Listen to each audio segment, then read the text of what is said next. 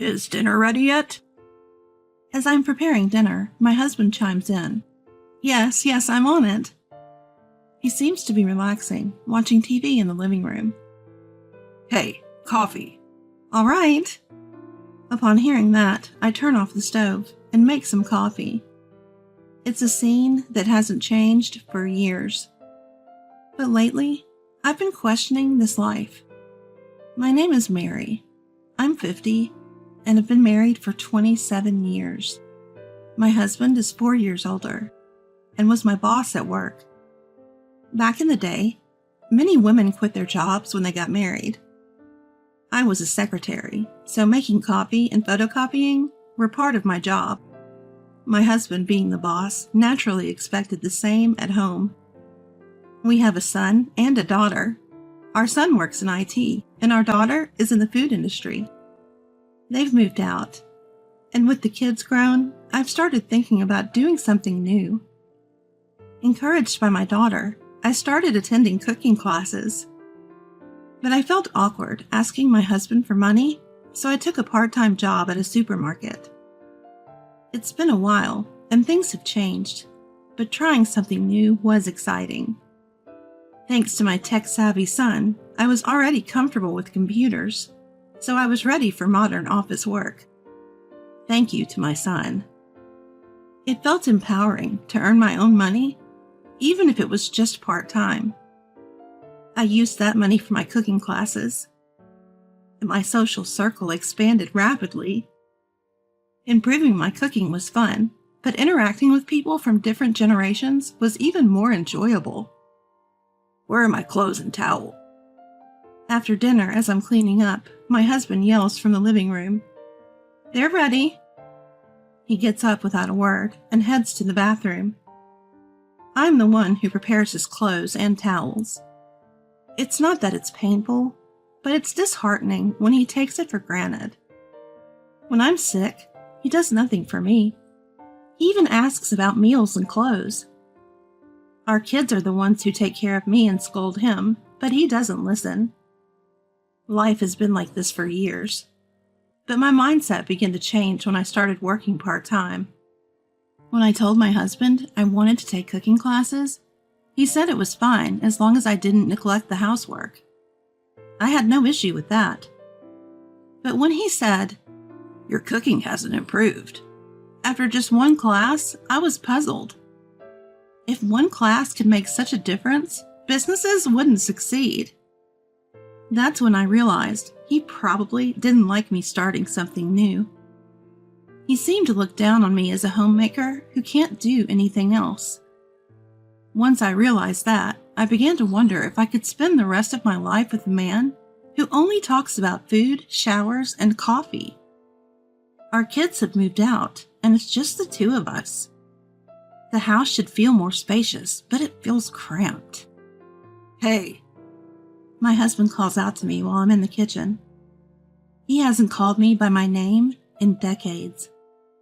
I look up, and he's pointing to a corner of the room. If you're going to neglect the housework because you're busy having fun, you might as well leave. He always said I could leave if I wanted to. Back when I was raising the kids, I had no job and never even considered leaving. But now, things are different. For the first time, I talked back. If you're concerned about the cleaning, the vacuum is right there. Why don't you do it yourself? Suddenly, my husband starts to get angry. How dare you say that to me, the man who supports this household? I'm done with you. With that, he storms out of the living room. I sigh. After a while, I hear the front door open. It seems he's gone out. All this talk about being the wife and supporting the household, and you think about it, it's just prejudice.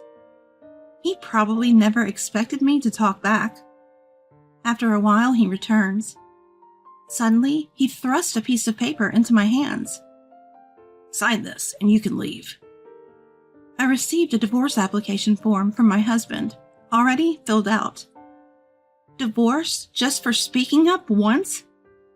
But then I think, if that's what he wants, maybe it's for the best. Still, I say, Let me think about it, and take the papers to the bedroom where he's not around. I lose track of time, and before I know it, it's already evening. Just as I'm thinking about going to bed, I hear him shout, "What about dinner?" How can he demand dinner from someone he just handed divorce papers to? He even opens the bedroom door to check on me. I sigh again. If we divorce, who's going to make your meals? He responds, "Yeah, you're right. Life would be inconvenient without you, Mary, so hurry up and make dinner." I have issues with everything he's saying, but I know he'll keep asking about dinner, so I heat up some leftovers and serve them. The next day, he comes home in a surprisingly good mood. When I take his bag and jacket, I notice an unfamiliar scent. Is it women's perfume? But I decide not to press the issue. If he's cheating, I'll gather evidence and divorce him. I've had my suspicions before, but this is the first time I've thought about investigating him. Sure enough, I quickly find messages and photos, evidence of his affair. A month later, things take a sudden turn. I come home from my cooking class to find the home phone ringing off the hook. It's the police, saying my husband has been in an accident and is in the hospital. He was supposed to be at work, but the location of the accident is in a completely different direction. Suspicious, I rush to the hospital. Just to be safe, I also call our son and daughter to come. When I get to the hospital room, it's definitely him. According to the police, the woman in the passenger seat didn't make it. It wasn't a scam, but hearing that a woman was with him made me lose all concern for him. Dad was supposed to be at work, right? So why was he there? And with another woman? I nod at my daughter's words. The kids seem to understand right away that their father was cheating. Either way, there's nothing we can do if he doesn't regain consciousness. There's a chance he might never wake up, and even if he does, he'll likely be paralyzed from the waist down. Everything else is uncertain. 3 days later, he wakes up. When I get the call and arrive at the hospital, my father-in-law and mother-in-law are already there. When my husband was taken to the hospital, I had contacted his parents, father-in-law and mother-in-law. But I didn't feel like waiting for them, so I never met them at the hospital. They arrived after we had left, apparently staying by my husband's side while he was unconscious.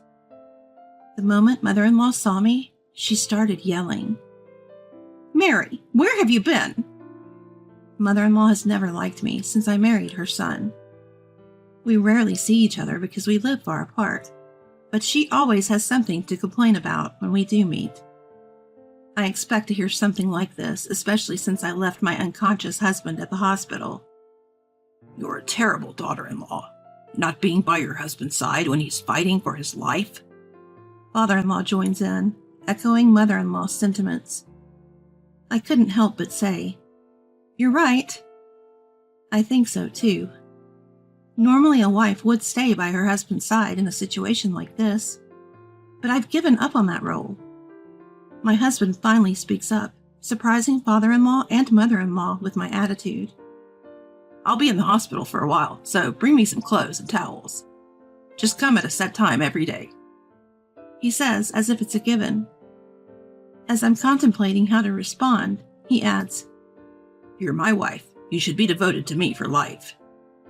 Mother-in-law chimes in, "It's so sad that he'll be paralyzed. From now on, you'll have to care for him, Mary." My husband nods. "Exactly. That's what a wife does." I look at them and say, "What are you talking about? I have nothing to do with this anymore." "What?" My husband, father-in-law, and mother-in-law all look at me. "That's right. I'm not your wife anymore. And you have some nerve, cheating on me, and then getting into an accident. You told me you were working, but you were actually on vacation with your mistress. Unbelievable." I don't know how much father-in-law and mother-in-law knew, but they should understand now. Then father-in-law says something outrageous. "What's the big deal about cheating once or twice?" You should be proud to have such a popular husband. It's the mother-in-law who says things that are out of line. Just then, the door to the hospital room opens. What you're saying is terrible, Grandpa and Grandma. It's my daughter, with my son behind her. They had apparently heard everything.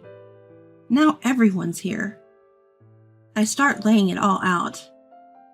You started cheating on me 3 years ago with the wife of an executive at your company. I can't believe you'd have an affair with her. A woman who was riding with my husband died. I had learned specific information while communicating with the woman's husband and the police. My husband's face visibly changes. Did you think you could have an affair, cause an accident, and nothing would come out? I've known for a while now, and I have all the evidence. I'll be consulting with a lawyer now. My husband starts to panic. Wait, what do you mean by lawyer? I mean exactly that. I'll be seeking compensation for your cheating and harassment. What am I supposed to do now? My husband, as always, is only concerned about himself. I've stopped worrying about him. I've been treated like a housekeeper by my husband, whose catchphrases have always been food, shower, and coffee. After the affair and the accident, I lost all interest in him. Luckily, I already had the divorce papers pre-filled by him, so I headed straight to the courthouse to file for divorce. That's why I won't be taking care of you or doing anything for you anymore. I'm not your wife. My son and daughter nod in agreement. I'm glad Mom finally decided to divorce Dad, my son says. And that's the end of it. As I'm about to leave the hospital room, leaving my pale-faced husband behind, Mother-in-law frantically blocks my way. You can't possibly think this divorce will be approved. You'll be taking care of him for the rest of your life, understand? I look at her and say, I don't understand. What are you going to do then? Who will help him shower and go to the bathroom? You're good for nothing but caregiving, so just do it. I keep a straight face and say, why don't you do it all, Mother-in-law? Mother-in-law falls silent.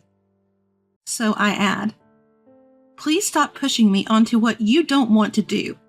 Good luck taking care of your son. Father-in-law, who had been acting like this had nothing to do with him, looked puzzled. What happens next is not my concern. As you told me to, I'll be leaving that house. I leave the hospital room with my children. I've rarely ever spoken up before, but today I said what I needed to say. I return home feeling refreshed and start preparing to move. I moved in with my daughter, who kindly said, why don't we live together? I returned to my part-time job that I had taken a break from and started attending cooking classes again. Now, wherever I go, people say, Mary, you seem so much happier. Well, I used to be a housekeeper who didn't get paid, so it's natural that I was down. Now, my horizons have broadened. My social circle has expanded, and every day is enjoyable. Just as I declared, I claimed compensation for my ex-husband's infidelity and harassment, and made sure to divide our assets fairly. By the way, the affair came to light even to the executive whose wife was involved, so my ex-husband was also sued for compensation from that end. Though he couldn't have been rehired under a disability quota, he chose to resign after the affair and the accident became public knowledge. Mary, please come back. I get a desperate call from my ex-husband. Without me saying anything, he starts talking.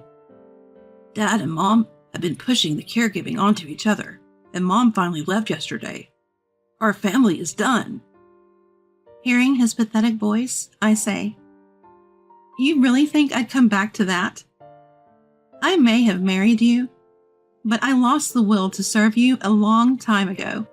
You got by just demanding food, showers, and coffee. Maybe if you'd said thank you once in a while, things would have been different. You took everything for granted. My ex-husband is speechless on the other end of the phone. Besides, hearing my name from you after all these years doesn't make me happy. I've got plenty from the asset division and compensation, so I don't need you anymore. If you keep bothering me, I'll go to the police." He might have really thought I'd come back, but I'm independent now. I was looking for new work because my part-time job wasn't enough, and I found out a cooking class instructor was looking for a partner. The instructor is elderly and doesn't understand computers, so everything is done on paper. I immediately offered to help, using the internet to recruit students and share updates about the cooking class. All thanks to my son, who taught me how to use a computer. Then I get a message from him. "Dad called me the other day. I told him I can't trust him and won't help or lend him money. Oh, and he's not invited to my wedding." My son, who has grown up so much, is getting married in 2 months. He occasionally comes to me for cooking lessons, promising not to turn out like his father. My daughter watches and says, "Big Brother's here again." We've always been like this. Our family gatherings never included my husband. In fact, he seemed to exist just to boss me around and make my life difficult. Since he's been gone, I've been able to live a fulfilling life, and I'm content.